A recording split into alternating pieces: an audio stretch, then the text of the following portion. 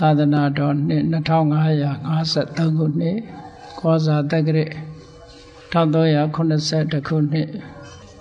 ပြာသူလာဇန်9ရက်ရန်ကုန်တိုင်းတန်လျင်မြို့ဓမ္မဝိဇ္ဇာလယသူဘောဓာယုံကျောင်းတိုက်အတွင်းဝယ်တိထားကိုယ်ွယ်အပ်သောဗုဒ္ဓရုပ်ပွားဆင်းတုပလင်ရေစက်ချခြင်းမျက်နှာချက်ဘုရားကျောင်းဆောင်ရှေ့ဆက်ချခြင်းပလင်စပွဲကြောက်ပြားစသည်ရှေ့ဆက်ချခြင်းအလှတော်မင်္ဂလာနှင့်ဆက်လျက်၍ရှင်ကျင်းပပြုလုပ်အပ်သည့်အလှတော်ရေဆက်ချမင်္ဂလာအခမ်းအနားဝယ်ဟောကြားအပ်သောမင်္ဂလာတုတ်အနှစ်ချုပ်တရားဒေသနာတော်ငယ်စဉ်တောင်ကြီးကလေးဘဝကစပြီးဘုရားဘာသာဝင်သူတော်စင်တွေဟာမင်္ဂလာတုတ်ကစပြီးတော့ကျက်မှတ်ကြတယ်ဘုန်းကြီးတို့တွေလည်းဘုန်းကြီးကျောင်းရောက်တဲ့အချိန်ကနေစပြီးတော့ရံမင်္ဂလာဆိုတာကစပြီးတော့မင်္ဂလာတုတ်ကိုကျက်မှတ်ခဲ့ကြတယ်သို့တော်ဒီမင်္ဂလာတုတ်ဟာစာပေအရလေးလာထားကြတော့လဲမိမိတို့ရဲ့လက်တွေ့ဘဝနဲ့အလှမ်းကွာနေတယ်လို့ဖြစ်တယ်ဒါကြောင့်မို့ဒီကနေ့မိမိတို့လက်တွေ့ဘဝမှာမင်္ဂလာတုတ်အတိုင်းမြည်သောမြေပုံကျင့်ကြံနေထိုင်ကြမယ်ဆိုတာကိုမင်္ဂလာတုတ်အနှစ်ချုပ်မှာလွယ်ကူရှင်းလင်းစွာအားလုံးနဲ့လက်တွေ့အသုံးချနိုင်အောင်ဆိုလိုတာကမင်္ဂလာလမ်းမပေါ်ပါမင်္ဂလာရှိသောလမ်းမပေါ်မှာလူတိုင်းလျှောက်လှမ်းနိုင်အောင်ဘယ်လိုကြိုးစားရမလဲဆိုတာဘုရားမြတ်စွာဟောကြားတော်မူခဲ့တဲ့မင်္ဂလာတုတ်ကိုလက်တွေ့ဘဝနဲ့ဆက်ဟပ်ပြီးတော့ဟောကြားရနာကြားရမှာဖြစ်ပါတယ်။ဒါကြောင့်မဟောခင်မနာခင်ဘုရားမြတ်စွာရဲ့မဟာကရုဏာဂုဏ်ကိုအာယုံပြုကာတိကျဖွဲ့ဆိုအပ်သောဝန္ဒနာပနာမအာတိတဂါထာကိုရှေးဥစွာရွတ်ဆိုပူဇော်ခြင်းဖြင့်ဘုရားကိုအာယုံပြုကြရအောင်ယောကပ္ပကောတိဟိပိအပမေယံကာလံကရွန်တောတိဒုက္ခရာနိခေရံကတောလောကဟိတယနာထောနမောမဟာကာရုဏိကတတတ္တယောနာထောဝိနိယအမြာစွာတတ္တဝါဤချမ်းသာစီးပွားလိုလားတောင်းတဂုံပေါင်းခါသဖြင့်နာထမြညာခြင်းရှင်တော်မြတ်ဖရာသည်ကပ္ပဂောတိဟိပိဂရေကဘာအရေးအတွက်သင်္ချာတို့ဖြင့်တော်လဲအဘေမေယံရေအတွက်တိုင်းတာဖော်ပြခြင်းငါမစွမ်းနိုင်ပါသော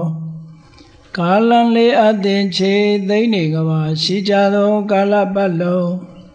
လောကဟိတယတတ္တလောကဤအကျိုးစီးပွားအလုံးငါအတိဒုက္ခရာနိဥ္စာတဲ့ချေလဲအင်္ဂါမေတ္တာကြီးမာသမိသာနှင့်တထာဇနီစွန်ခြင်းကြီးဟုခြေသီထဘွယ်ငါးသွဲအစုအလွန်ခဲရင်တော်မူတို့ကိုကရွန်တော်ဖျားဖြစ်ရန်ဤတန်ကျိုးကုတ်အားထုတ်တော်မူရသည်ဖြစ်၍ခေရန်လက်ချေမျက်လုံးအသက်ဆုံးလျက်နှလုံးစိတ်ဝံကိုရောဤပင်မခြင်းတို့ကတောဘဝတဏ္ဍကျိန်ဖန်များစွာရောက်တော်မူခဲ့ရရှာလိပြီမဟာကရုဏီကတတတ္တဝါများယင်ဝဲသားကဲ့သို့တနာချစ်ခင်မဟာကရုဏာရှင်ဖြစ်တော်မူသောတသနာထသဝိနည်းများစွာတတ္တဝါဤချမ်းသာစီးပွားလိုလားတောင်းတဂုံပေါင်းခါသဖြင့်နာထမြညာထိုးရှင်တော်မြတ်ဖရာအားနမောယုတိပြောင်းပြောမှန်ကိုလျော်၍ကရောယုကျိုးရှိခိုးခြင်းသည်အထုဘဝတုစင်စစ်မသွေဖြစ်ပါစေတည်းသာဓုသာဓုသာဓုမင်္ဂလာတုတ်အနှစ်ချုပ်မင်္ဂလာရှိသောလမ်းပေါ်မှာရှောက်လမ်းပါဘုန်းကြီးတို့တွေကုသကံရဲ့အကျိုးပေးထောက်ပံ့မှုကြောင့်လူဘဝကိုရရှိလာကြပြီ မြတ်စွာဘုရားကလူဘဝရရှိလာလို့ရှိရင်နံပါတ်1အရေးကြီးဆုံးကဘာလဲဆိုတာကိုမင်္ဂလာတုတ်မှာအစဉ်တိုင်းဟောတော်တာတစ်ခုနဲ့တစ်ခုဆက်ဆက်ယူလို့ရပါတယ်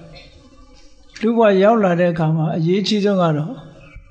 လူဆိုတာဘဝခရီးလျှောက်လာတဲ့အခါမှာတယောက်တည်းလျှောက်တာမဟုတ်ဘူးလူဘဝရောက်လာကြတဲ့မိသားစုဆိုတဲ့အတိုင်းဝိုင်းနဲ့ရောက်လာတာဖြစ်တယ်ပေါ့မိသားစုအတိုင်းဝိုင်းဆိုတာဟာလူတွေရဲ့ society မှာအသေးဆုံးပေါ့ family society အသေးဆုံးအတိုင်းဝိုင်းလေးတစ်ခုပဲဒါကြောင့်မို့လို့လူဟာအပေါင်းအသင်းနဲ့နေတတ်တဲ့တ attva လို့တချို့ကဆိုကြတယ်လူတွေမကပါဘူးတခြားတ attva တွေဟာလည်းပဲအားလုံးဟာအပေါင်းအသင်းနဲ့နေကြတာကြီးပါပဲအဲ့တော့လူရဲ့ထူးခြားမှုကဘာလို့ဆိုရင်လူဘဝရောက်လာပြီဆိုရင်လူမှာအသိဉာဏ်ရှိတဲ့ပုဂ္ဂိုလ်ဖြစ်သည့်အတွက်ကြောင့်ဘုရားမြတ်စွာကအရေးကြီးဆုံးလူဘဝမှာဘာစပြီးအရေးကြီးတာတုံးလို့ဆိုအပေါင်းအသင်းကစပြီးတော့အရေးကြီးတယ်တဲ့ဒါဟုတ်ပြောအပေါင်းအသင်းဆိုတဲ့နေရာမှာတဘာဝပေးလိုက်လို့ပေါင်းသင်းနေရတဲ့အပေါင်းအသင်းကတစ်မျိုးပေါ့ကိုယ်တိုင်ရွေးချယ်ပြီးတော့ပေါင်းသင်းတာကတစ်မျိုးရှိတယ်ပေါ့တချို့ကြတော့တဘာဝကိုပေးလိုက်သည့်အပေါင်းအသင်းအတိုင်းဝိုင်းကြားထဲမှာရောက်သွားတယ်ဆိုပါစို့အယူဝါဒမတူကွဲပြားတဲ့အုပ်စုတစ်ခုထဲမှာရောက်သွားပြီဆိုလို့ရှိရင်ထိုအယူဝါဒရှိတဲ့အတိုင်းဝိုင်းတွေရဲ့အတိုင်းယုံကြည်ချက်အတိုင်းဘဝခရီးမှာရှောက်နေကြရတယ်လူတွေဟာဒီကနေ့ခေတ်ကမ္ဘာမှာရှိကြတဲ့လူတွေကိုကြည့်ပေါ့လူမျိုးအသီးသီးမှာအယူအဆအမျိုးမျိုးအပေါင်းအသင်းဆက်ဆံမှုတွေအမျိုးမျိုးတဲ့ကြားထဲမှာလူသွားဖြစ်လို့ရှိရင်ဆိုင်ရာအတိုင်းဝိုင်းထဲမှာရောက်သွားသည့်အတွက်ကြောင့်လူဟာအတွေးအခေါ်တွေအမျိုးမျိုးပုံစံအမျိုးမျိုးနဲ့ကိုယ့်ရဲ့လှုပ်ဆောင်ချက်တွေကြောင့်မို့လို့ကောင်းကျိုးချမ်းသာတွေရကြတာရှိသလို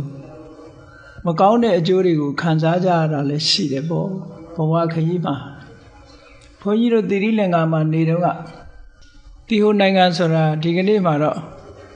လူကြီးတန်း30ခန်းရှိတယ်ပေါ့ဗုဒ္ဓဘာသာနိုင်ငံလေးတစ်ခုပဲအဲ့ဒီဗုဒ္ဓဘာသာနိုင်ငံလေးမှာလူမျိုး၄မျိုးခွဲခြားပြီးတော့သတ်မှတ်ထားတယ်အများဆုံးလူမျိုးကတော့ဆင်ဟာလီလူမျိုးလို့ခေါ်တယ်ဆင်ဟာလီလူမျိုးကိုဗမာတွေကတော့တီဟိုလူမျိုးလို့ခေါ်တာပေါ့အတန်တွယ်လေးပဲကွာဆင်ဟာလီလူမျိုးရှိတယ်မွတ်စလင်ရှိတယ်ဘာဂါဆိုတာရှိတယ်မွတ်စလင်ရဲ့ဆင်ဟာလီရဲ့ဘာဂါရဲ့တမီရဲ့လို့လူမျိုး၄မျိုးရှိတယ် official အနေနဲ့အသိမှတ်ပြုထားတာ၄မျိုးရှိတယ်အဲ့ဒီထဲမှာဒီစရင်ထဲမှာမဝင်တဲ့လူမျိုးတစ်မျိုးရှိသေးတယ်အဲ့ဒါကဘာတော့ဆိုရင်ဝဲဒလို့ခေါ်တဲ့ Aborigine ကျွန်းနေလူမူလကျွန်းနေလူရိုင်းနေအဲ့လိုလူမျိုးလည်းရှိသေးတယ်သူကလူဦးရေအမတန်နဲတယ်တောတွေတောင်တွေထဲမှာပဲနေတယ်အဝတ်မဝတ်ဘူးတောထဲမှာပဲဒီငယ်စဉ်တောင်ကြီးကလေးဘဝကလေးကဘာသင်တော့ဆိုရင်မြပြစ်ထားသင်တယ်လှန်ထိုးတာသင်တယ်အကောင်လေးဖမ်းပြီးတော့တပ်ဖြတ်နည်းတွေသင်တယ်ဒါပဲရှိတယ်သူတို့မှာနော်ဆိုပါစို့လူဘဝရောက်လာပြီဆိုလို့ရှိရင်လူဟာမွေးလာကြတဲ့က society တခုမှမွေးလာတဲ့အတွက်ကြောင့်အဲ့ဒီ society တခုကမကောင်းဘူးဆိုလို့ရှိရင်တဘဝလုံးကောင်းနိုင်စရာအကြောင်းမရှိတော့ဘူးလေခုနလိုဆိုပါစို့ဝဲဒဆိုတဲ့လူမျိုးထဲမှာသွားပြီးတော့ဖြစ်မယ်ဆိုလို့ရှိရင်ဘုန်းကြီးတို့တွေဟာတစ်သက်လုံးတောထဲမှာနေပြီးတော့တတ္တဝါတွေအသက်တပ်ဖြတ်ပြီးတော့စားတော့လို့မိမိဘဝကိုရပ်တည်အောင်ကြိုးစားပြီးနောက်ဆုံးဟာဘဝတစ်ခုဆုံးသွားကြမှာပဲအဲ့တော့ဒါကဘဝကကံကြမ္မာကပေးလိုက်တဲ့အတိုင်းဝိုင်းတစ်ခုပေါ့ကံကြမ္မာကပေးတာမဟုတ်ဘဲနဲ့တခါတရံကျတော့ဒီမိမိအတိုင်းဝိုင်းထဲကနေပြီးမိမိရွေးချယ်ပေါင်းသင်းဆက်ဆံတဲ့ပုဂ္ဂိုလ်တွေရဲ့အကျင့်စာရိတ္တမကောင်းမှုကြောင့်မကောင်းတဲ့လူနဲ့ပေါင်းပြီးသည့်အတွက်ကြောင့်ဒုက္ခရောက်ကြတဲ့ပုဂ္ဂိုလ်တွေလည်းပဲ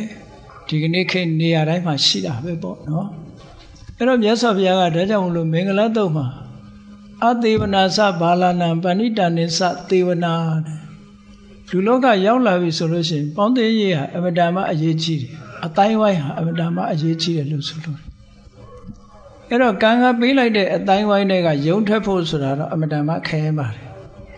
တာမန်စိတ်နေစိတ်ထားနဲ့တာမန်အသိဉာဏ်မျိုးနဲ့ယုံထွက်နိုင်မှုတော့မရှိဘူးပေါ့တော်တော်ခဲပါတယ်အဲ့ဒါကြောင့်မို့လို့မွေးကလေးကကောင်းတဲ့အပေါင်းအသင်းတွေရောက်ဖို့ဟာဘုန်းကြီးတို့တွေဟာဆူတောင်းရမှာပဲเนาะစိတ်နေစိတ်ထားနဲ့ဥတီချက်ထားကြရမှာပဲအေးလက်ရှိဘဝရောက်လာတဲ့အခါကျတော့လေပေါင်းသင်းဆက်ဆံတာဟာလူဘဝမှာသိအရေးကြီးတယ်တဲ့အရေးကြီးဆုံးကဘာလလို့ဆိုတဲ့အသိဉာဏ်ကင်းမဲ့တဲ့ပုဂ္ဂိုလ်တွေနဲ့မပေါင်းသင်းမိဖို့အတူမနေမိဖို့မဆက်ဆံမိဖို့ပဏိတလို့ဆိုတဲ့အသိဉာဏ်ရှိတဲ့ပုဂ္ဂိုလ်တွေနဲ့ဆက်ဆံဖို့အဲ့ဒီလိုဆက်ဆံမှုကိုအကြောင်းပြုပြီးတော့ဘာလနဲ့ဆက်ဆံမိတဲ့ပုဂ္ဂိုလ်တွေဟာဒီဘဝခရီးမှာလည်းပဲဒုက္ခအမျိုးစုံကြုံတွေ့ကြရတယ်ပညာရှိသူတော်ကောင်းတွေနဲ့ဆက်ဆံမိရတဲ့ပုဂ္ဂိုလ်ကြတော့ဘဝမှာလည်းအေးချမ်းတယ်နောက်ဘဝမှာလည်းပဲချမ်းသာဒုက္ခရတယ်ဆိုတဲ့အကျိုးတွေဟာအမတန်မှထင်ရှားတယ်ဒါဖြင့်ဘာလပဏိတလို့ဆိုတာဘယ်လိုပုဂ္ဂိုလ်မျိုးတွေကိုခေါ်တာတော့ဆိုတော့မြတ်စွာဘုရားကဒါရွေးချယ်ဖို့ရာအတွက်ပေးတာပါရွေးချယ်ဖို့ရာကြတော့မကောင်းတာတွေးမကောင်းတာပြောမကောင်းတာလုပ်တဲ့ပုဂ္ဂိုလ်ကိုဘာလလို့သတ်မှတ်တယ်ကောင်းတာတွေးကောင်းတာပြောကောင်းတာလုပ်တဲ့ပုဂ္ဂိုလ်ကိုပဏိတလို့သတ်မှတ်တယ်ပေါ့အဲ့တော့ကောင်းမကောင်းဆိုတာကြတော့ဘာနဲ့ဆုံးဖြတ်တယ်လဲကိုကြိုက်ရင်ကောင်းတဲ့အကောင်းဟာအကောင်းလားလို့ဆိုအဲ့လိုမဟုတ်ကိုကြိုက်တာမကြိုက်တာနဲ့မဆုံးဖြတ်ရဘူးအဲ့တော့ကောင်းတဲ့အတွေးဆိုတာတစ်ဖက်သားကိုအပြစ်မဖြစ်တဲ့အတွေးမျိုးတစ်ဖက်သားကိုညှဉ်းပန်းနှိပ်စက်လို့တဲ့အတွေးမျိုးကိုယ့်ကိုထိခိုက်နစ်နာစေလို့တဲ့အတွေးမျိုးလောကကြီးကိုအကျိုးမပြုတဲ့အတွေးမျိုးလောကကြီးကိုပျက်စီးစေတဲ့အတွေးမျိုးအပြောမျိုးအလောက်ကိုင်မျိုးတွေဟာမကောင်းဘူးလို့သတ်မှတ်ရမယ်အများအတွက်အကျိုးဖြစ်တဲ့အတွေးအများအတွက်အကျိုးဖြစ်တဲ့အပြောအများအတွက်အကျိုးဖြစ်မဲ့အလုပ်ဒါတွေကကောင်းတယ်လို့သတ်မှတ်ရအဲ့ဒါလို့လူလောကရောက်လာပြီဆိုလို့ရှိရင်နံပါတ်1ဘုန်းကြီးတို့ဟာရွေးချယ်လို့ရတဲ့ဘဝမှာပေါင်းသင်းဆက်ဆံရေးနဲ့ပတ်သက်ပြီးတော့ရွေးချယ်ဖို့လိုအပ်တယ်လို့မြတ်စွာဘုရားပထမဆုံးမင်္ဂလာခရီးကိုစတင်လျှောက်လှမ်းဖို့ရာအတွက်ဒါကိုဥစွာဟောတာเนาะအဲ့တော့အပေါင်းအသင်းဆက်ဆံမှုဟာအရေးကြီးတယ်ကဲပေါင်းသင်းဆက်ဆံပြီးတဲ့အခါမှာလူတွေရဲ့ society ထဲနေတဲ့အခါမှာဘာလုပ်ဖို့လိုအပ်တယ်လဲလို့ဆိုရင်ပူဇာစပူဇေနေရနာလေးပေးယူသည်လေးစားတတ်တဲ့ပုဂ္ဂိုလ်တွေကိုယူသည်လေးစားရမယ်လို့ဒီလိုဆိုလို့ပူဇော်တယ်ဆိုတဲ့စကားလုံးကပါဠိရလာတာဆိုလူတွေကနားလည်နေကြတာပန်းနဲ့ပူဇော်တာတို့ဘာတို့ဒါမျိုးတွေလှူဝတ္ထုနဲ့ပူဇော်တာတို့ဒါဟုတ်တာပူဇော်တယ်လို့နားလိုက်ပူဇော်တယ်ဆိုတာညနိုးတယ်အယုသေးပေးတယ်လေးစားတယ်ဒါမျိုးတွေဟာလည်းပူဇော်တယ်လို့ပဲခေါ်တာပဲစိတ်ထဲကအလေးနဲ့ထားတယ်အဲ့ဒါလို့လောကမှာပူဇော်လိုက်တဲ့ပုဂ္ဂိုလ်ကိုပူဇော်ခြင်းဖြင့်ကိုယ်မှာအသိဉာဏ်တွေတိုးပွားစေနိုင်တယ်ဒါကြောင့်မို့ကိုယ့်ရဲ့ဝတ္တရားနံပါတ်1ရွေးချယ်ရမှာကအပေါင်းအသင်းရွေးချယ်ပြီးတဲ့အခါမှာကိုယ်အတိုင်းဝိုင်းထဲမှာပူဇော်တိုက်တဲ့လေးစားတိုက်တဲ့ပုဂ္ဂိုလ်တွေကိုလေးစားမိဖို့ဆိုတာဒါတတိယအနေနဲ့မြတ်စွာဘုရားကဟောတာဒါဖြင့်လူလောကမှာရောက်ပြီးကြီးပွားတိုးတက်အောင်လုပ်ဖို့မကောင်းတဲ့ပုဂ္ဂိုလ်တွေကိုရှောင်ကောင်းတဲ့ပုဂ္ဂိုလ်တွေနဲ့ပေါင်းသင်းပြီးပူဇော်တိုက်တဲ့ပုဂ္ဂိုလ်တွေကိုပူဇော်ယုံဒီလိုလုပ်တွေလုပ်ဖို့ဆိုတာဟာဘယ်နေရာလိုအပ်တယ်လဲလို့ဆိုတော့မြတ်စွာဘုရားကဒီလိုအလုပ်တွေလုပ်ပြီးဖို့အကောင်းဆုံးရွေးချယ်တတ်ဖို့အတွက်ဘာကအရေးကြီးလာပြန်လို့ဆိုပฏิရူပဒေသဝါဒ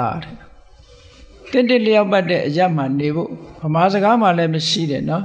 တရွာမပြောင်းတကောင်းမဖြစ်ဆိုတဲ့စကားရှိတယ်သူကအတွေ့အကြုံအမြင်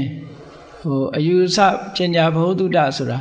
တဏှာနဲ့တဏှာမတူတတ်ဘူးပေါ့အဲတဏှာပြောင်းလိုက်တဲ့အခါမှာကိုယ်မှာအတွေ့အကြုံအသစ်တွေရတယ်အသိဉာဏ်ဘုဒ္ဓတတွေအသစ်ရလာတယ်တစ်ခုနဲ့တစ်ခုရှင်စရာတွေရလာသည့်အတွက်ကြောင့်ဘယ်ဟာပိုကောင်းတယ်ဘယ်ဟာကညံ့တယ်ဆိုတာကိုနှိုင်းရှင်တတ်လာတယ်ပေါ့တဏှာထဲမှာဆိုလို့ရှိရင်နှိုင်းရှင်မှုမရှိဘူးပေါ့ဒါကြောင့်မို့အကြောင်းအကျိုးအဆိုးအကောင်းကိုသိဖို့ရအတွက်ဘာလို့တော့ဆိုပฏิရူပဒေသဝါဒနေရာရွေးချယ်ပြီးတော့နေဖို့လိုအပ်တယ်နေရာရွေးချယ်ရမယ်ဆိုတာဘာအတွက်ရွေးချယ်ရတာတော့ဆိုရင်ကိုယ့်ရဲ့ရည်ရွယ်ချက်အတိုင်းပဲပညာရေးတိုးတက်ဖို့အတွက်ရွေးချယ်မှာလားစီးပွားရေးအတွက်ရွေးချယ်မှာလား ချမ်းသာရေးအတွက်ရွေးချယ်မှာလားဆိုင်ရာသူတော်ကောင်းတရားတွေကျင့်ကြံကြိုးကုပ်အားထုတ်ပြီးတော့နိဗ္ဗာန်ချမ်းသာကိုရဖို့ရနေရာအတွက်ရွေးချယ်မှာလားလို့ဆိုတာသူနေရာနဲ့သူရွေးချယ်ဖို့လိုအပ်တယ်ပေါ့ချမ်းသာရေးအတွက်ဆိုလို့ရှိရင်ဆေးရုံတို့ဆေးကုမဲ့ဆရာတို့ဇာတိဥဒုကောင်းတဲ့နေရာတို့ဒါမျိုးရွေးချယ်ပြီးတော့နေကြမှာကြီးပွားတိုးတက်လူတဲ့ပုဂ္ဂိုလ်ပညာရေးအတွက်ဆိုလို့ရှိရင်ဆရာကောင်းသမားကောင်းရှိတဲ့ပုဂ္ဂိုလ်နေရာဌာနတို့ကျောင်းရှိတဲ့နေရာဌာနတို့ပညာသင်လို့ရတဲ့နေရာမျိုးတို့ရွေးချယ်ပြီးတော့နေကြတယ်ဒါကြောင့်မို့လို့အဲ့ဒါလိုရွေးချယ်ပြီးတော့နေနိုင်တဲ့ပုဂ္ဂိုလ်တွေကလောကမှာကြီးပွားတိုးတက်သွားတာတွေအများကြီးပဲရှိတယ်ပေါ့မရွေးချယ်ပဲနဲ့ဒီတိုင်းပဲကြာရအတိုင်းနေလိုက်တဲ့ပုဂ္ဂိုလ်တွေじゃကြီးပွားတိုးတက်မှုအားနည်းသွားတယ်ဒါကြောင့်မို့မြတ်စွာဘုရားကနေရာဒေသကိုရွေးချယ်ရမယ်တဲ့ကိုယ်နဲ့တင့်တယ်လျောက်ပတ်တဲ့နေရာရွေးချယ်ရမယ်အဲ့တော့ပညာရေးအတွက်ရွေးချယ်တယ်စီးပွားရေးအတွက်ရွေးချယ်တယ်ဆိုလို့ရှိရင်လည်းစီးပွားလုပ်လို့ကောင်းတဲ့နေရာမျိုးရွေးချယ်ပြီးတော့ရွှေ့ပြောင်းပြီးတော့နေထိုင်ကြရမယ်သူတော်ကောင်းတရားကျင့်ကြံကြိုးကုပ်အားထုတ်ဖို့ဆိုလို့ရှိရင်တရားဓမ္မဟောပြောနိုင်တဲ့ပုဂ္ဂိုလ်တို့တရားထုတ်ခွင့်ရတဲ့နေရာမျိုးတို့တရားလိုက်စားလို့ရတဲ့နေရာမျိုးဒီလိုဟာမျိုးရွေးချယ်နေရအဲ့ဒါကိုဆိုလိုတယ်မြတ်စွာဘုရားကပฏิရူပဒေသမှာအဲ့ဒါလိုရွေးချယ်ပြီးမဲ့လို့လောကမှာလူတွေဟာအရေးကြီးဆုံးတစ်ခုကဘာလို့ဆိုရင်ကုသိုလ်ကောင်းမှုလုပ်ခဲ့တဲ့ပုဂ္ဂိုလ်ဖြစ်ဖို့ဟာဒါအမြဲတမ်းအရေးကြီးတယ်ဒီလိုရွေးချယ်ဖို့ဆိုတာကုသိုလ်ကောင်းမှုလုပ်ခဲ့တဲ့ပုဂ္ဂိုလ်မဟုတ်ဘူးဆိုလို့ရှိရင်လေအခွင့်မသာပြန်ဘူးဒါကြောင့်မို့ပုဗ္ဗေစကတပုံညတာလို့မြတ်စွာဘုရားဆက်ဟောတာကုသိုလ်ကောင်းမှုလုပ်ခဲ့တဲ့ပုဂ္ဂိုလ်ကြတော့သူများတယ်လည်းအသိဉာဏ်ရှိတယ်ပေါ့အချိန်တွေကောင်းနေနဲ့လည်းကြုံရတတ်တယ်ပေါ့ဒါကြောင့်မို့လို့ပုဗ္ဗေစကတပုံညတာကုသိုလ်ကောင်းမှုရှိခဲ့တဲ့ပုဂ္ဂိုလ်ဖြစ်ဖို့လေလိုအပ်တယ်အဲ့ဒါလို့ရှိခဲ့တဲ့ပုဂ္ဂိုလ်ဖြစ်မှလည်းပဲလောကကြီးမှာကြီးပွားတိုးတက်မှုဟာအပြည့်အဝရနိုင်တယ်ပေါ့ပုဗ္ဗေစကတပုံညတာရှိလာပြီးတဲ့နောက်မှာအရေးကြီးဆုံးနောက်ထပ်ကိုယ်တဏ္ဍာမှာရှိရတဲ့မင်္ဂလာတရားတစ်ခုကဘာလို့ဆိုရင်အတ္တသမ္မာပဏိတိတဲ့ကိုကောင်းအောင်ထားနိုင်မှုကိုယ်စိတ်လေးကိုပြုပြင်ပေးမှုဒါအမတန်မှအရေးကြီးတယ်မြတ်စွာဘုရားက14ပါးဆိုပြီးတော့ဟောတာရှိတယ်လောကမှာကြီးပွားတိုးတက်ဖို့ရာအတွက်14မျိုးရှိတယ်တဲ့14မျိုးဆိုတာဘာလဲဆိုရင်ဆက်ဆိုတာဒီနေရာမှာတစ်ခုနဲ့တစ်ခုဆက်ပြီးတော့လဲပတ်သွားတဲ့အရာကိုဆက်လို့ခေါ်တာပါနံပါတ်1ကပฏิရူပဒေသဝါဒတင့်တယ်လျောက်ပတ်ကောင်းမြတ်တဲ့အရာမှာနေခြင်းနံပါတ်2ကတပ္ပုရိတုပနေတ္တလူတော်လူကောင်းနဲ့ပေါင်းမိခြင်းနံပါတ်3ကအတ္တတမ္မာပဏိတိကိုပြုပြင်ပြီးတော့ကြိုးစားအထောက်ခြင်းနံပါတ်4ကပုဗ္ဗေစကတပုံညတာကုသိုလ်ကောင်းမှုလုပ်ခဲ့တဲ့ပုဂ္ဂိုလ်ဟာတဲ့ကုသိုလ်ကောင်းမှုရှိခဲ့ပြီဆိုလို့ရှိရင်တင့်လျောက်ပတ်တဲ့နေရာကိုရောက်တယ်တင့်လျောက်ပတ်တဲ့နေရာကိုရောက်တဲ့ပုဂ္ဂိုလ်ဟာသူတော်ကောင်းနဲ့တွေ့တယ်သူတော်ကောင်းနဲ့တွေ့တဲ့ပုဂ္ဂိုလ်ဟာကိုပြုပြင်ထိမ့်သိမ့်ပြီးတော့နေတတ်ထိုင်တတ်လာတယ်လို့အဲ့ဒီလိုပြုပြင်ထိမ့်သိမ့်ပြီးနေတတ်လာတယ်ဆိုလို့ရှိရင်ပဲကုသိုလ်ကောင်းမှုတွေတခါဆက်ပြီးတော့လုပ်ပြန်တယ်လုပ်သည့်အတွက်ကြောင့်ပฏิရူပဒေသကိုရောက်ပြန်တယ်ပฏิရူပဒေသရောက်ရင်သူတော်ကောင်းတွေနဲ့တွေ့ပြန်တယ်အတ္တတမ္မာပဏိတိဆိုတဲ့ကိုကောင်းအောင်ထားတတ်သွားတယ်မင်္ဂလာတရားတော်ဟာတစ်ခုနဲ့တစ်ခုဆက်ပြီးတော့မြတ်စွာဘုရားကဟောသွားတာပါဒါဘဝခရီးလျှောက်ပြီးဆိုကြတဲ့ကောတို့တွေနေတဲ့ထိုင်တဲ့နေရာဟာတို့နဲ့ပฏิရူပဖြစ်ခဲ့လားဆင်ခြင်စဉ်းစားရမယ်ပေါ့ပฏิရူပဖြစ်ပြီးဆိုလို့ရှိရင်ပฏิရူပဖြစ်ုံနဲ့လုံလောက်ပလားဆိုမလုံလောက်ဘူးလုံလောက်ဖို့အတွက်ဘာလုပ်ဖို့လိုလဲဆိုရင်ကိုယ့်ပေါ်မှာမူတည်တာကအတ္တတမ္မာပဏိတိတဲ့ကိုကောင်းအောင်ထားကိုကောင်းအောင်ထားတယ်ဆိုတဲ့အဓိပ္ပာယ်ကဘာလဲလို့ဆိုရင်ကိုယ်မှာ၅ပါးသီလမပြည့်စုံသေးဘူးဆိုရင်ပြည့်စုံအောင်လေ့ကျင့်မယ်တရားစွမ်းအားတွေနည်းနေသေးတယ်ဆိုရင်တရားစွမ်းအားတွေပြည့်အောင်လုပ်မယ်ကိုချင်းတရားတွေအားပြော့နေအားကောင်းလာအောင်လုပ်မယ်ဘာသာတရားနဲ့ပတ်သက်ပြီးဘ ਹੁ တုတ္တတွေနည်းနေမယ်ဆိုလို့ရှိရင်ဘ ਹੁ တုတ္တစီးပူးရမယ်ကိုယ့်ရဲ့ဒီအများအကျိုးဆောင်ရွက်မှုတွေအားပြော့နေသေးတယ်ဆိုလို့ရှိရင်လည်းကြိုးစားအားထုတ်ကြရမယ်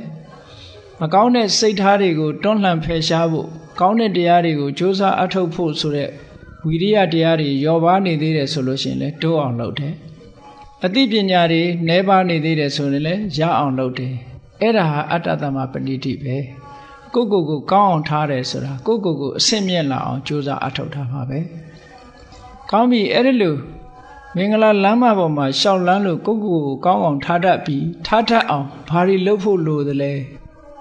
ဒီတိုင်းသူ့ဟာသူထားတတ်လာမှာမဟုတ်ဘူးဒါကြောင့်မို့မြတ်စွာဘုရားကနောက်ဆက်ပြီးဟောတာကဘာဟုတ်သစ္စင်စာဘောဓုတ္တစီးပူပါဘောဓုတ္တဆိုတာအခုလိုတရားတွေမှာတရားတွေများများနာတယ်တရားစာအုပ်တွေဖတ်တယ်တရားတွေဆွေးနွေးတယ်မိတ်ဆွေသင်္ကားတွေနဲ့ကောင်းတို့ရာရာတွေပြောကြတယ်ဒါတွေကဘောဓုတ္တစီးပူတယ်လို့ခေါ်တယ်ပေါ့ဆိုင်ရာဘောဓုတ္တပဲဘောဓုတ္တမျိုးစုံစီးပူအထောက်ကြရတယ်လောကမှာဘောဓုတ္တတွေရှိပြီးတော့ဒီစာဝတ်နေရေးပြည့်စုံဖို့အတွက်လည်းပဲမြတ်စွာဘုရားကသိပ္ပတဲ့လက်မှုပညာတို့နှုတ်မှုပညာတို့ဘဝယတ္တိရေးအတွက်ဒါတွေလည်းသင်ကြားရမယ်တဲ့လူလောကလူရလို့ရောက်လာရင်ဘာဟုတ်တဲ့သင်္စသိပ္ပင်္စဝိနယောစသူသိခိတော်လူတွေရဲ့စည်းကမ်းဝိနည်းကိုလည်းလိုက်နာတတ်ရမယ်ဆိုပါစို့နိုင်ငံတော်အစိုးရတွေကထုတ်ပြန်ထားတဲ့ဥပဒေတွေရှိတယ်လောကလူကျင့်ဝတ်တွေရှိတယ်အဲ့ဒါတွေကိုလည်းသင်ကြားထားရမယ်တဲ့ဥပဒေတွေကိုနားလည်ရမယ်လေးစားရမယ်လိုက်စားရမယ်လူကျင့်ဝတ်တွေကိုလေးစားရမယ်အဲ့ဒါတွေကို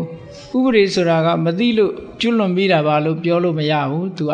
သိအောင်လုပ်ရမယ်အဲ့ဒါကိုပြောတာဝိနည်းစသုတိခိတောလောကမှာကြီးပွားတိုးတက်ဖို့အတွက်မြတ်စွာဘုရားဒီမင်္ဂလာတုတ်ကိုအခြေခံအားဖြင့်ဟောထားတာအဲ့ဒီလိုအချက်လက်တွေပြည့်စုံမှသာလင်အတ္တသမပဏိတိကိုကောင်းအောင်လုပ်နိုင်မှာဖြစ်ပါတယ်တဲ့ဝိနည်းစသုတိခိတောသူပတိတာစယာဝါစာ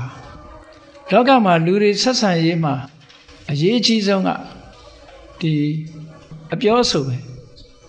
လောကမှာလူတွေတယောက်နဲ့တယောက်ချစ်ခင်နဲ့စီယုံမှုဖြစ်တာလည်းပဲပြောဆိုတတ်လို့ပဲ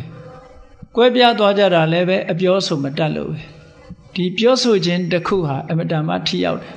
ဒါကြောင့်မို့သူပတိတာစယာဝါစာစကားကောင်းပြောတတ်တန်ရမယ်ဒါဖြင့်စကားကောင်းပြောတယ်ဆိုတာဘယ်လိုဟာမျိုးပြောတာလဲလို့ဆိုလို့ရှိရင်မြတ်စွာဘုရားကဟောထားတာလေးတွေရှိတယ်စကားပြောတော့မယ်ဆိုလို့ရှိရင်စကားဆိုတာပါဇက်ဆိုတာစကားပြောဖို့နဲ့စားဖို့ထားတယ်လို့ဆိုတာဟုတ်တယ်ပါဇက်ရဲ့အသုံးချတာကစကားပြောဖို့နဲ့စားဖို့ပဲသို့တော့ပြောစရာဆိုစရာတွေကစိကံကလနာမရှိရှောက်ပြောလို့ရမလားလို့ဆိုမရဘူးတဲ့မြတ်စွာဘုရားကသူပတိတကောင်းတဲ့စကားမျိုးဖြစ်အောင်ဘာလုပ်ရမလဲဆိုတော့စိကံကျက်ထားတာကကိုဒိဋ္ဌံထားကာလေနဝက္ခမိနောအကာလေနငါစကားပြောရင်ပြောတဲ့အချိန်မှာပြောမယ်မပြောတဲ့အချိန်မပြောပါဘူးဟုတ်လားဘာဖြစ်လို့တော့ဆိုရင်စကားကောင်းပဲဖြစ်စေမပြောတဲ့အချိန်သွားပြောမိလို့ရှိရင်စကားကောင်းမဖြစ်တတ်ဘူးတဲ့ဒါကြောင့်မို့စကားပြောရင်ပြောတဲ့အချိန်ပဲပြောမယ်မပြောတဲ့အချိန်မပြောဘူးပြောတဲ့အချိန်မပြောတဲ့အချိန်ဆိုတာတော့အသိဉာဏ်နဲ့ရွေးချယ်ရမယ်ပေါ့အေးပြောတဲ့အချိန်ရောက်လို့ပြောပြီဘယ်လိုပြောမလဲဆိုလို့ရှိရင်တဏ္ဍေနဝက္ခမိနောဖရုတေနရင်ကြီးပြောမယ်ရိုင်းဆိုင်မပြောစကားဟာပြောတဲ့စကားပြောပြီမဲ့လို့ရှင်ကြီးမပြောဘဲနဲ့ရိုင်းဆိုင်ပြောလို့ရှိရင်လေထိုစကားကောင်းမဖြစ်ပြန်ဒါကြောင့်မို့ရှင်ကြီးပြောမယ်ရိုင်းဆိုင်မပြောဘူးအေးယဉ်ကျေးတဲ့စကားတိုင်းမှားယွင်းနေဆိုရင်အသုံးဝင်မှုဒါကြောင့်မို့မြတ်စွာဘုရားကဘူတေနဝက္ခမိနောအဘူတေနမှန်တာပဲပြောမယ်မမှန်တာမပြောဘူးတဲ့အေးမှန်တိုင်းကောင်းသလားလဲဆိုတော့မှန်တိုင်းမကောင်းဘူးအကျိုးရှိမှကောင်းတယ်ဒါကြောင့်မို့အထတံဟိတေနဝက္ခမိနောအနထတံဟိတေနတဲ့ဟောကိုပြောတဲ့စကားတစ်ခုဟာအထိပ္ပယ်ရှိနဲ့အကျိုးစီးပွားကိုဖြစ်ပေါ်စေနိုင်တဲ့စကားမျိုးပြောရမယ်တဲ့ကောင်းကျိုးချမ်းသာကိုရစေတဲ့စကားမျိုးဖြစ်စေရမယ်အေးကောင်းပြီအဲ့ဒီစကားမျိုးကိုပြောပြီးဆိုတဲ့အခါစိတ်ထဲကဘယ်လိုနှလုံးထားရမလဲလို့ဆိုရင်မေတ္တာစိတ်တေနဝက္ခမိနောဒေါသံတရောမေတ္တာစိတ်နဲ့ပြောမယ်တဲ့ဒေါသစိတ်နဲ့မပြောဘူးတချို့ကစိတ်ဆိုးနေမှဒေါသထွက်တာမဟုတ်ဘူးတချို့ကအမုန်းတရားကြောင့်ကြောက်တွန်းတာရှိသေးတယ်ခုခေတ်ပြောကြတာအချွန်နဲ့မှတယ်ဆိုတာပေါ့နော်ချိုသားလေးပြောတိုင်းစကားကောင်းမဟုတ်ဘူးအတွင်းစိတ်ဓာတ်ကအမတန်အရေးကြီးတယ်ပေါ့နော်မေတ္တာစိတ်နဲ့ပဲပြောမယ်အမုန်းတရားနဲ့မပြောဘူးလို့ဆိုတဲ့ ဒီစကားနဲ့ပတ်သက်လာတဲ့အင်္ဂါ၄ချက်အတိုင်းကိုယ့်ကိုဒိဋ္ဌံထားလို့ရှိရင်သူဝတိတဝါစာဖြစ်တယ်ဒီတိုင်းလိုက်နာမယ်ဆိုလို့ရှိရင်တကယ်မင်္ဂလာရှိနေမှာပါလူတိုင်းဒီစကားပြောတာနဲ့တည်းပဲမင်္ဂလာရှိသွားပြီနော်မင်္ဂလာရှိတယ်ဆိုတာအောင်မြင်တာကြီးပွားတာကိုလှုပ်တဲ့ကိစ္စတခုအောင်မြင်ကြီးပွားသွားတာကောင်းပြီသူဝတိတစရဝါစာဒါအကောင်းဆုံးပဲလို့မြတ်စွာဘုရားကဒီလိုဟောတယ်ကဲကောင်းပြီလူဘဝမှာကိုတူတယောက်နဲ့အတိုင်းဝိုင်းထဲမှာဒီလိုနေတော့လူတွေမှာအတိအသီးတာဝန်ဝတ္တရားတွေဆိုတာရှိတယ်အဲ့ဒီတာဝန်ဝတ္တရားတွေကိုမဆောင်ရွက်ရင်မရပြန်ဘူးဒါကြောင့်မို့မြတ်စွာဘုရားကမာတာပိတုဥပဋ္ဌာနာပုဒ္ဒဓာရတသင်္ဟောတဲ့လူတိုင်းဟာအမေအဖေမရှိဘဲလောကကြီးကိုရောက်မလာဘူးအဲ့တော့အမေအဖေပေါ်မှာပြုစုရမယ့်တာဝန်ဝတ္တရားတွေရှိတယ်ပေါ့အဲ့ဒီတာဝန်ဝတ္တရားတွေဟာအခုကဘာကြီးမှာကြည့်မယ်ဆိုလို့ရှိရင်ကဘာရှိလူတိုင်းဒီတရားဟာလေးလေးစားစားလိုက်နာနေကြသလားဆိုမလိုက်နာကြတော့ဘူးခုတဖြည်းဖြည်းခွာသွားကြပြီအနောက်တိုင်းကလူတွေကဆိုရင်သားသမီးတွေက16နှစ်ဆိုရင်မိဘရင်ခွင်ကခွာသွားကြပြီမိဘနဲ့ပြန်တွေ့ဖို့ဆိုတာသူတို့ဟာ New Year တို့ Christmas တို့ကတ်ကလေးပဲပို့တဲ့အဆင့်ရောက်လာကိုယ့်ဟာကိုယ်ယက်တည်နေကြတယ်ကောင်းတယ်လို့နဲ့တာဝန်ဝတ္တရားတွေပြက်ကွက်လာတဲ့သဘောတစ်ခုပေါ့နော်အဲ့ဒီလိုတွေဖြစ်လာကြပြီအဲ့တော့မြန်မာပြည်မှာလို့တာဝန်ယူတာမျိုးမရှိတော့ဘူးအဲ့တော့မြတ်စွာဘုရားကဒါကိုအလေးနဲ့ society တစ်ခုမှာမာတာပိတုဥပဋ္ဌာနာအမေအဖေကိုပြုစုလို့ကြွေးရမယ်ဆိုတာလူတွေရဲ့တာဝန်ဝတ္တရားတစ်ခုဘုန်းကြီးတို့စီနှစ်စဉ်လာပြီးတော့ဂျာမနီကနေပြီးတော့သင်တန်းလာတက်တဲ့တက္ကမကြီးတယောက်ရှိတယ်ဒီနေ့သူ့မိခင်ဖခင်တွေကအသက်80ကျော်နေတော့သူမလာနိုင်ဘူးသူတခြားညင်မတွေလည်းရှိတယ်ဒါပေမဲ့တခြားညင်မတွေကသူ့လုပ်တွေနဲ့သူမလုပ်နိုင်ကြဘူးသူကတော့သာသနာပေါင်းဝင်ပြီးတော့သီလရှင်ဝတ်ထားတယ်ဝတ်ထားသည့်အတွက်ကြောင့်သူကလည်းညီးတယ်တာဝန်တွေမယူနိုင်ဘူးပေါ့သူတရားပဲသူလုပ်ချင်တယ်ဒီနေ့စာလားသင်ရတာမသင်နိုင်ဘူးဆိုတော့ဘုန်းကြီးကသူတယ်လီဖုန်းဆက်တော့လှမ်းပြီးတော့အားပေးစကားပြောတယ်ဒါမိဘနှစ်ပါးကိုပြုစုလို့ကြွေးတယ်ဆိုတာအလွန်မွန်မြတ်တဲ့မင်္ဂလာတရားပါဘုရားလောင်းတော်တွေဟာကိုကျိုးကိုစွန့်ပြီးတော့မိဘကိုပြုစုလို့ကြွေးကြတဲ့ပုံမြင်တွေပုံဝတ္ထုတွေ950စာထဲမှာရှိပါတယ်အမတန်မွန်မြတ်တဲ့ဒါလည်းကုသိုလ်ကောင်းမှုလုပ်ငန်းတစ်ခုကိုလုပ်နေတယ်ကိုဆောင်ရွက်เสียလုပ်ငန်းတစ်ခုကိုလုပ်နေတာပါလို့ဒါကြောင့်မို့လာမတဲ့ရဒီနေ့စာလားမသင်ရပေမဲ့ဝမ်းနဲ့เสียမလို့ဘူးကိုလုပ်နေတဲ့အလုပ်ဟာအလွန်မွန်မြတ်တဲ့အလုပ်ဘုရားစကားနားထောင်တဲ့အလုပ်ပဲလို့ဆိုတော့သူစိတ်ချမ်းသာသွားတဲ့အကြောင်းပြန်ပြီးတော့ပြောတယ်လောကမှာမိဘကိုပြုစုလုပ်ကြွေးမှုဆိုတာတွေကလေဟင်းလာတယ်ပေါ့ဒါကြောင့်မို့မြတ်စွာဘုရားကလောကမှာလူတွေဟာကိုယ်ဝတ္တရားတွေကိုတာဝန်မဲ့လာပြီဆိုလို့ရှိရင်ကြီးပွားတိုးတက်မှုလမ်းကြောင်းကဘေးချော်လာတာပဲမင်္ဂလာလမ်းကိုမလျှောက်လမ်းကြတော့ပဲနဲ့လမ်းဆိုးတွေကိုလျှောက်လာကြတော့ဒုက္ခရောက်မှာပေါ့နော်ဒါကြောင့်မို့လို့မြတ်စွာဘုရားကလိုက်ထိုင်ရမယ့်ဂျူတီဆိုတာမိဘရှိတဲ့ပုဂ္ဂိုလ်ကမိဘကိုပြုစုလုပ်ကြွေးဖို့ဟာဒါအမှန်တမ်းအရေးကြီးတယ်တခါတစ်ဖက်ကလည်းပဲပုဒ္ဒဓာရတသင်္ဟောအိမ်တော်ရဲ့သားကြလို့သားနဲ့မယားနဲ့နေတဲ့ပုဂ္ဂိုလ်တွေဟာကိုယ်တန်ဝတ္တရားကိုကိုဆောင်ရွက်ကြဖို့အရေးကြီးတယ်ဆိုတာဒါ Family Society ရဲ့ညီညွတ်မှုအတွက်မြတ်စွာဘုရားကဟောထားတာဥမကွဲတိုင်းမဲ့ပြက်နော်မိသားစုဟာဘဝခရီးကိုလက်တွဲပြီးတော့ရှောက်ကြနိုင်ငံသားတွေကြတော့ပုဒ္ဒဓာရတသင်္ဟောဆိုအလွန်အားနည်းသွားပြီ divorce ဆိုမကြလောက်ကြတယ်သူတို့နော်အခုသဘောကျရင်တွဲနေတယ်သဘောမကျရင်ခွဲလိုက်ကြတယ်ဒီလူနဲ့သဘောကျရင်တွဲလိုက်တယ်ဟိုလူနဲ့သဘောကျရင်ထပ်တွဲလိုက်တယ်ဘယ်သူမှတိတ်ခရီးမဆိုင်ကြတော့ဘူးကိုလန်းကိုရှောက်နေတယ်ဆိုတဲ့ပုံစံမျိုးတွေအများကြီးလောကမှာပေါ်လာဒါကမင်္ဂလာတရားကိုမျက်ကွယ်ပြုလာတဲ့အတွေးတွေလောကကြီးမှာပေါ်လာတယ်ဆိုတဲ့သဘောကိုပြောပြတာနော်ဒါကြောင့်မို့မြတ်စွာဘုရားကဒါမှန်ကန်တဲ့လမ်းကြောင်းကတော့ပုဒ္ဒဓာရတသင်္ဟောဘဝခရီးမှာလက်တွဲလာပြီဆိုလို့ရှိရင်အပြန်အလှန်ထောက်ကူပြုရမယ်သင်္ဃဟချီးမြှောက်တယ်ဆိုတာဘာပြောတာလဲချီးမြှောက်တယ်ဆိုတာနီလန်း၄သွယ်ရှိတယ်နံပါတ်1ကဒါနပေးတာကမ်းတာနံပါတ်2ကပိယဝါစာကျင်နာတဲ့စကားမျိုးပြောတာနံပါတ်3ကအဋ္ဌစရိယာကိစ္စဝိစ္စကိုဆောင်ရွက်ပေးတာ နံပါတ်၄ကတမာနတ္တတာကိုယ်နဲ့ဓာတုထားပြီးတော့ဆက်ဆံတာအဲ့ဒါဟာသင်္ဃဟလို့ခေါ်တယ်သင်္ဃဝတ္ထု၄ပါးစုစည်းထားတယ်လူတွေဟာတယောက်နဲ့တယောက်မေတ္တာနှောင်ကြိုးစုစည်းဖို့ဆိုတာတဦးနဲ့တူပေးသင်ကမ်းသင်တာကိုပေးရကမ်းရတယ်နော်ပေးယုံကမ်းယုံနဲ့တည်းမရဘူးဘာလို့ရတော့ဆိုရိုင်းဆိုင်နဲ့ရိုင်းပြတဲ့စကားမျိုးပြောရင်လည်းစိတ်ထိခိုက်တတ်တယ်ဒါကြောင့်မို့ကျင်နာတဲ့စကားပြောရမယ်သူ့အလုပ်ကိုယ့်အလုပ်ခွဲခြားထားပြီးဝိုင်းမလုပ်ဘူးဆိုလို့ရှိရင်လည်းပဲစိတ်ဓာတ်တွေကြတတ်တယ်ဒါကြောင့်မို့သူ့အလုပ်ကိုယ့်အလုပ်မရွေးပဲနဲ့သူကိစ္စရှိရင်လည်းဝိုင်းလုပ်တယ်ကိုယ်ကိစ္စရှိရင်လည်းဝိုင်းလုပ်တယ်အထစရိယာနောက်ပြီးတော့ကိုယ်နဲ့ဓာတုထားတချို့က look down လုပ်တာဆိုတာထင်သေးပြီးတော့ဆက်ဆံတာမျိုးတွေဖြစ်လာလို့ရှိရင်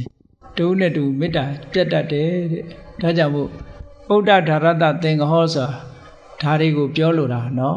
တခုတည်းတည်းမဟုတ်ဘူးငွေကြေးထောက်ပံ့တာလေးတခုတည်းတည်းဗုဒ္ဓဒါရတသင်္ဃဟောမဟုတ်ဘူး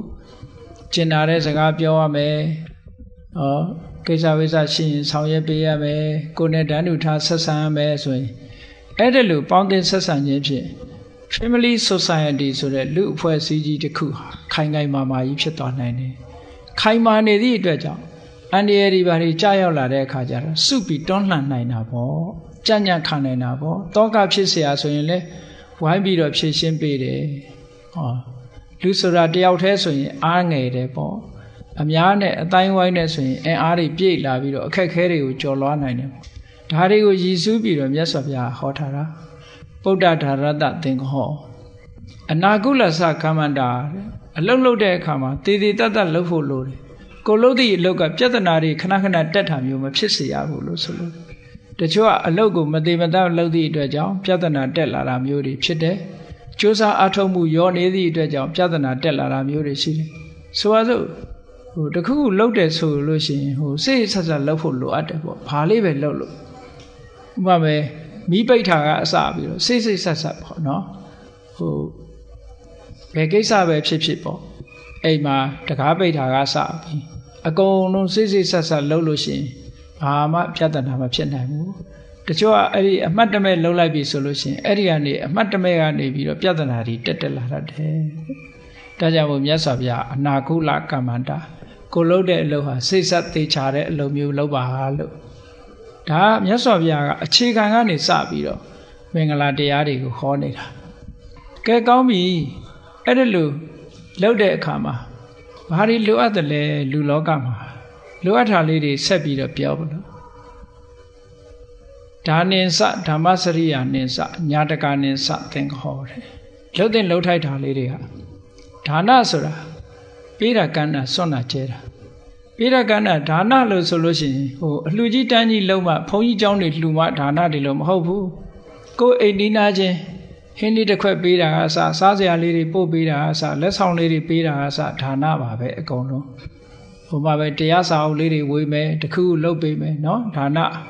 ပေးတာကမ်းတာလေးတွေဒါနိစဓမ္မစရိယဆိုတာကိုချင်းတရားနဲ့ပတ်သက်လာလို့ရှိရင်ကုသိုလ်ကမ္မပဋ္ဌတရား10ပါးကိုကျင့်သုံးရမယ်ဓမ္မစရိယဆိုတာကုသိုလ်ကမ္မပဋ္ဌတရား10ပါးကျင့်သုံးတယ်ဆိုတော့သူ့အသက်ကိုတတ်ခြင်းကရှောင်ခြင်းနဲ့သူ့ဥစ္စာခိုးခြင်းကရှောင်ခြင်းနဲ့သူတစ်ပါးသားမယားစော်ကားခြင်းကဒါတွေကအင်မတန်ရိုးနေပြီမဲ့လို့တိတ်အဓိကကြတဲ့တရားတွေပဲလူလောကမှာနော်လူလောကမှာတိတ်ပြီးတော့အဓိကကြတယ်ဒုစရိုက်10ပါးကရှောင်ခြင်းပြီးတော့သူစရိုက်တရားတွေကိုကျင့်သုံးတာဓမ္မစရိယလို့ခေါ်တယ်ဓမ္မစရိယကျင့်သုံးနေတဲ့ပုဂ္ဂိုလ်တရားဟာဘယ်လိုမှဘဝခရီးကိုရှောက်လန်းတဲ့အခါမှာအောက်တန်းနောက်တန်းကျသွားမှာမဟုတ်ဘူးတဲ့အဲ့ဒီပုဂ္ဂိုလ်ကတိုးတက်လာတဲ့ပုဂ္ဂိုလ်ညာတကာနိစသင်္ဃဟောကိုဆွေတဲ့မျိုးတဲ့ဆွေမျိုးဆိုတဲ့နေရာမှာဒီကိုနဲ့အမျိုးတော်တာကဒါအနည်းဆုံးဆွေမျိုးလို့ပြောရမှာပေါ့ဆွေမျိုးဆိုတာကိုချက်ကြည့်လိုက်မယ်ဆိုရင်တိုင်းပြည်တစ်ပြည်လုံးဟာကိုဆွေမျိုးပဲဥပမာပဲမြန်မာဆိုလို့ရှိရင်မြန်မာလူမျိုးတွေဟာအကုန်လုံးဟာကိုဆွေမျိုးဖြစ်သွားပြီပေါ့တချို့ကအမျိုးချစ်တယ်ဆိုတာဟာကိုသားတို့ကိုသမီးတို့ကိုတူတို့ဘာတို့ဒါမျိုးတွေလို့ဒီလိုကြီးမဟုတ်ဘူးเนาะအမျိုးဆိုတဲ့နေရာမှာကိုလူမျိုးဆိုတာပါတယ်ပေါ့အဲ့ဒါလို့မိမိရရှိလာတဲ့မိမိဘက်ကနေပြီးတော့ညာတကာနိစသင်္ဃဟောဆွေတွေမျိုးတွေကိုထောက်ပံ့တယ်ဆိုတာထ ထောက်ပံ့တယ်ဆိုတဲ့နေရာမှာပေးတာကဏ္ဍတစ်ခုတည်းမဟုတ်ဘူးခုနပြောတာလို့သင်္ကားဝတ္ထုတရား၄ပါးပဲလှုပ်ရှားရှိတာသွားလှုပ်ပေးတယ်ကုညီစရာရှိရင်ကုညီတယ်ဓာတ်နုထားဆက်ဆံတယ်ဟောတာတွေကညတကာနဲ့စသင်ဟောပဲအိမ်နီးနာချင်းဖြစ်စေဆိုင်နီးနာချင်းဖြစ်စေအလုပ်တူလုပ်တဲ့ပုံကိုယ်တွေပဲဖြစ်စေအဲ့ဒီပုံကိုယ်တွေကိုကုညီထောက်ပံ့ပေးရမယ်တဲ့ဒါမင်္ဂလာရှိတဲ့လုပ်ရတည်ပဲလို့ကဲကောင်းပြီအဲ့ဒါပြီးတော့ဒါတွေကလှုပ်တဲ့လှုပ်ထိုက်တာတွေလှုပ်ပြီးတော့မလှုပ်တဲ့နာတွေကိုပြောမလို့မြတ်စွာဘုရားအာရတိဝိရတိပါပါကိုနှိမ့်ကျသွားစေတတ်တဲ့အလုပ်ကိုပါပလို့ခေါ်တယ်ပါပဆိုတာနှိမ့်ကျသွားစေတတ်တယ်ဒါလှုပ်ရင်ဒီဘဝမှာလည်းနှိမ့်ကျတာဥပမာလူတယောက်ဟာဆိုပါစို့သူများပစ္စည်းကိုမတရားယူလိုက်ပြီဆိုတဲ့ဒီလူရဲ့ဂုဏ်သိက္ခာနှိမ့်ကျမသွားဘူးလားနော်လိန်ပြောလိုက်ပြီဆိုရင်လည်းဒီလူဟာသိက္ခာနှိမ့်ကျသွားအဲ့ဒါလို့နှိမ့်ကျသွားစေတာနောက်ဘဝအပယ်ကျတာကနောက်မှဒီဘဝတွင်တစ်ခုလုံးလိုက်ရင်ဒီလူရဲ့သိက္ခာကျသွားအဲ့ဒါလို့နှိမ့်ကျသွားစေတတ်တဲ့အလုပ်တွေကရှောင်ပါတဲ့ဒါကတော့ဒုစရိုက်တွေပါပဲအားလုံးအာရတိဝိရတိပါပါမစ္ဆပါဏာစတန်မောဝိရစေဝတေတရဲ့တောက်စားခြင်းကရှောင်ဒါကဘာဖြစ်လို့ရှောင်ခိုင်းတာတုံးဆိုလောကမှာမူရစေဝတေတရဲ့တောက်စားပြီဆိုလို့ရှိရင်စဉ်းစားကြည့်လေ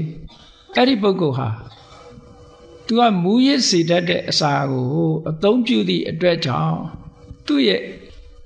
ဆိုပါစို့ခုခေတ်စကားနဲ့ပြောလို့ရှိရင်အုံနှောက်ဟာပုံမှန်ဖြစ်မလာနိုင်တော့သူတွေးတဲ့အတွေးခေါ်တွေကမှားယွင်းလာနိုင်တယ်ပေါ့မှားယွင်းလာတဲ့ပုဂ္ဂိုလ်တယောက်ရဲ့အတွေးခေါ်ဟာလောကကြီးကိုဘယ်လိုမှအကျိုးမပြုနိုင်သူ့ရဲ့ကောင်းကျိုးချမ်းသာကိုလည်းပဲသူမဆောင်ရွက်နိုင်ဘူးအများရဲ့ကောင်းကျိုးချမ်းသာကိုလည်းမဆောင်ရွက်နိုင်ဘူးဒါကြောင့်မို့လို့ဒီကနေ့ခေတ်မူရစေဝါဆိုတာဘယ်နိုင်ငံကမှလက်မခံဘူးနော်လက်ခံထားတာလို့မဟုတ်ဘူးနော်မူရစေဝါကိုဘယ်နိုင်ငံမှလက်မခံဘူးဘာဖြစ်လို့လဲဆိုရင်လူရဲ့အတိုင်းဝိုင်းကြီးကိုဖျက်ဆီးနိုင်တာဒါကြောင့်မို့လို့ဒါကိုလည်းပဲရှောင်တဲ့တယ်လို့ဆိုတာမြတ်စွာဘုရားဟောထားတယ်အဲ့ဒီလိုရှောင်လိုက်မှခုနက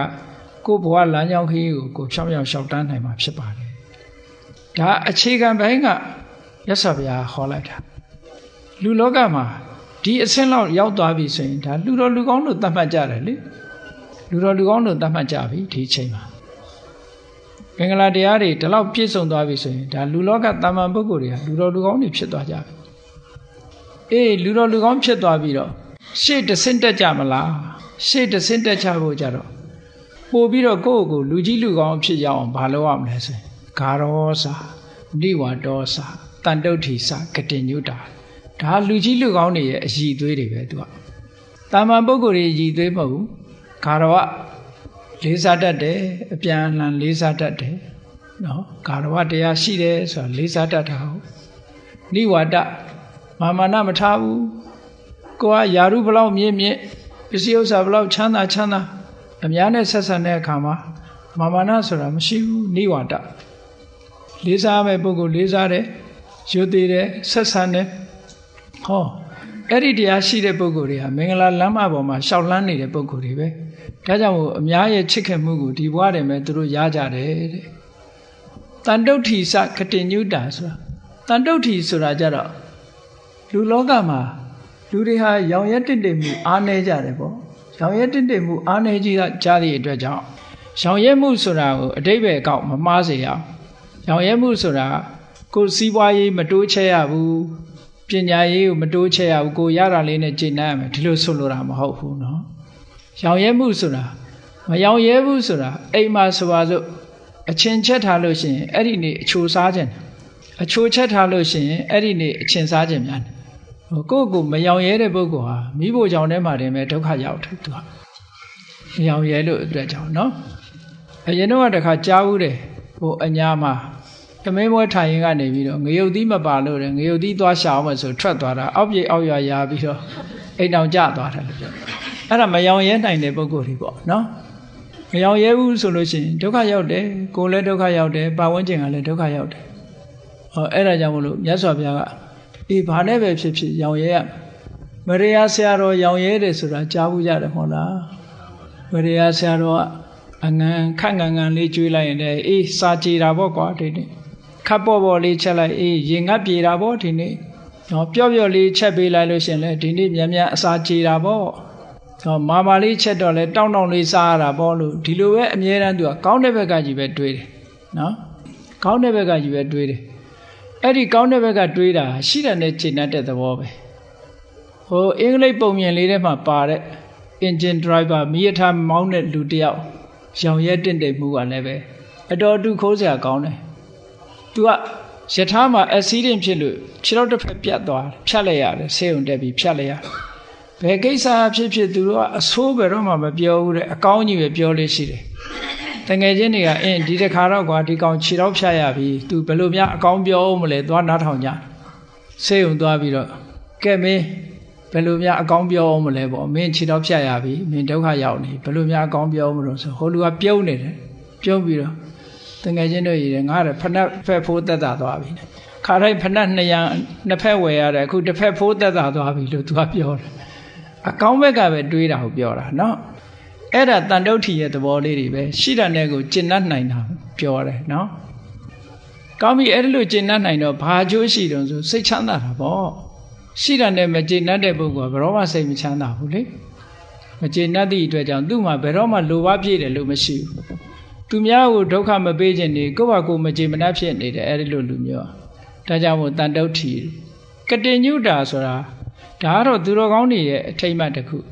လူတယောက်လူတွေဟာလွယ်လွယ်နဲ့ကျေးဇူးတင်ပါတယ်ပြောလို့ရှိကြတယ်သို့တော်တကယ်ကျေးဇူးတင်တတ်တာတကယ်ပညာရှိမှတကယ်သူတော်ကောင်းမှကျေးဇူးတင်တတ်တယ်တကယ်ကျေးဇူးသိတတ်တဲ့ပုဂ္ဂိုလ်ကြလို့ရှိရင်တော့အမတန်မှတကယ်ကျေးဇူးသိတတ်တဲ့ပုဂ္ဂိုလ်ကအမတန်ရှားပါတယ်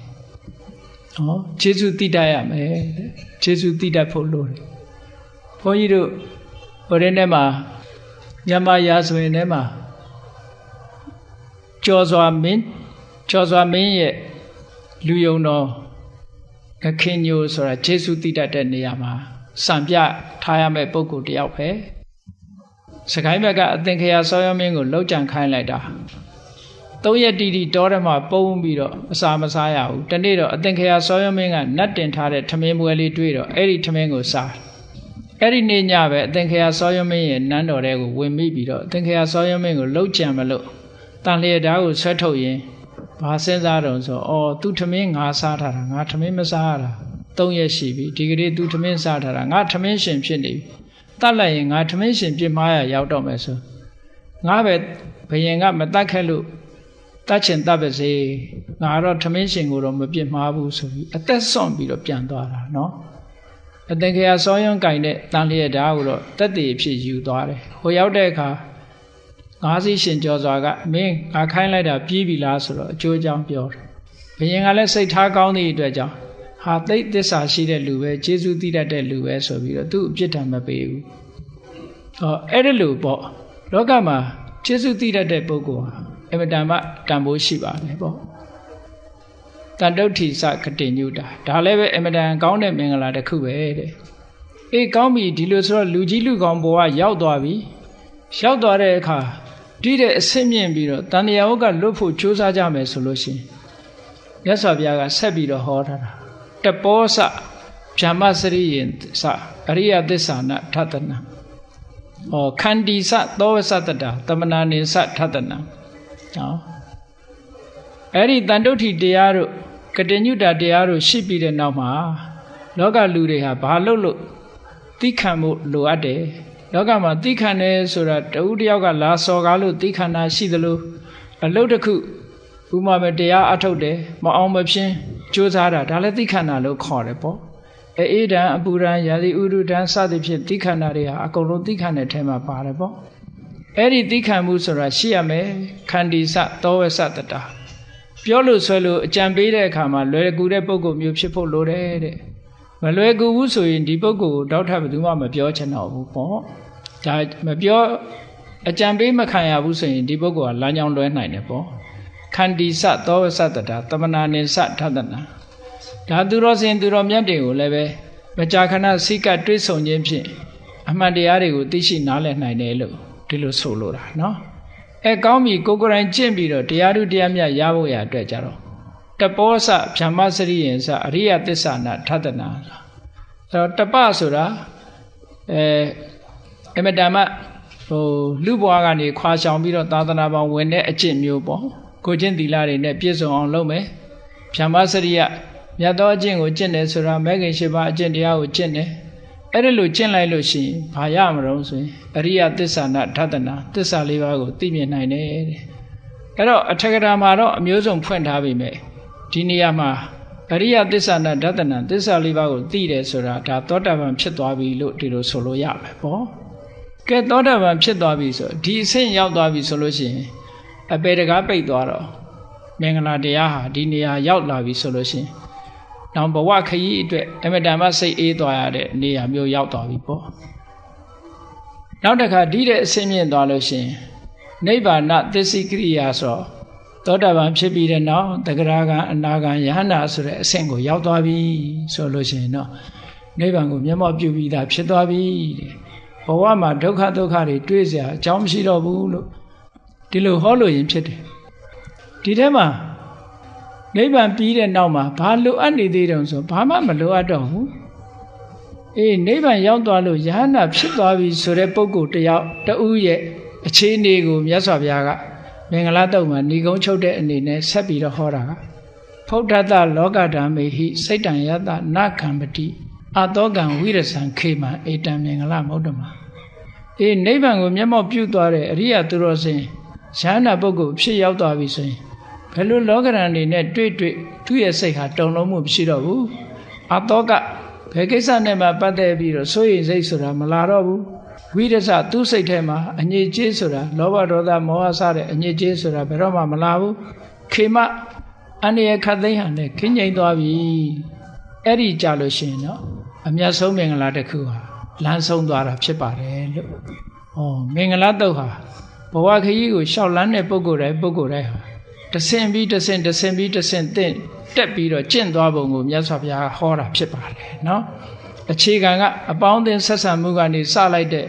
မင်္ဂလာတရားတော်ဟာဘယ်မှာအဆုံးသတ်သွားတော့ဆိုရင်နိဗ္ဗာန်သစ္စိကရိယာမှာအဆုံးသတ်သွားတယ်အဲဒီနိဗ္ဗာန်သစ္စိကရိယာနိဗ္ဗာန်ကိုမျက်မှောက်ပြုလိုက်ထားတဲ့တပြိုင်နက်ယဟန္တာဖြစ်သွားရင်ကြန့်ခိုင်တဲ့စိတ်ဓာတ်ကိုရတယ်ဆိုရင်တောကတွေကင်းသွားတယ်အန္တရာယ်တွေကင်းသွားတယ်ဘေးခတ်သိမ်းတွေအကုန်ကင်းငြိမ်းသွားတယ်ဆိုတဲ့အကျိုးတရားတွေကိုရပါတယ်တဲ့ဒါကြောင့်မို့အဲ့ဒီအကျိုးတရားတွေအကုန်ရပြီဆိုရင်ဣတာတိတာတိကတ္တဝါနသဗ္ဗထမပရာစိတာသဗ္ဗထသုထိန်ကိစ္ဆန္တိတန်တေတံမင်္ဂလမௌဒ္ဓမံလို့မြတ်စွာဘုရားကဏီကုံချုပ်တာဒီမင်္ဂလာတရားတွေအတိုင်းသို့မဟုတ်မင်္ဂလာလမ်းမပေါ်မှာရှောက်လှမ်းသွားတဲ့ပုဂ္ဂိုလ်တွေဟာလမ်းဆုံးရောက်ထာတဲ့တပြိုင်နက်နော်ဒီမှတ်တိုင်ဒီစခန်းကိုအားလုံးဟာရောက်ရှိကြမှာဖြစ်ပါတယ်ရောက်သွားလို့ရှိရင်သဗ္ဗထမပရာစိတာဘယ်တော့မှကိုယ်ကရှုံးသွားတယ်ဆိုတာမရှိဘူးသဗ္ဗထသုထိန်ကိစ္ဆန္တိအရာခသိမ်းမှာကိုယ်ကပြည့်ပြည့်စုံအောင်နိုင်ခြင်းကိုရရှိနိုင်တယ်လို့ဘုရားမြတ်စွာကမင်္ဂလာတုတ်မှာဒီလိုဟောထားတာဖြစ်ပါတယ်ဒါကြောင့်မို့တရားချစ်ခင်သူတော်စင်ပြိဿအပေါင်းတို့သည်မိမိတို့ဘဝခရီးမှာမင်္ဂလာလမ်းတိုင်းမင်္ဂလာလမ်းမပေါ်မှာတို့တွေရှောက်လန်းနိုင်အောင်ကြိုးစားအားထုတ်ကြမယ်လို့ကိုယ်စီကိုယ်ကသဘောကျပြီးတော့မင်္ဂလာလမ်းမအတိုင်းရှောက်လန်းနိုင်ကြပါစေကုန်သတည်း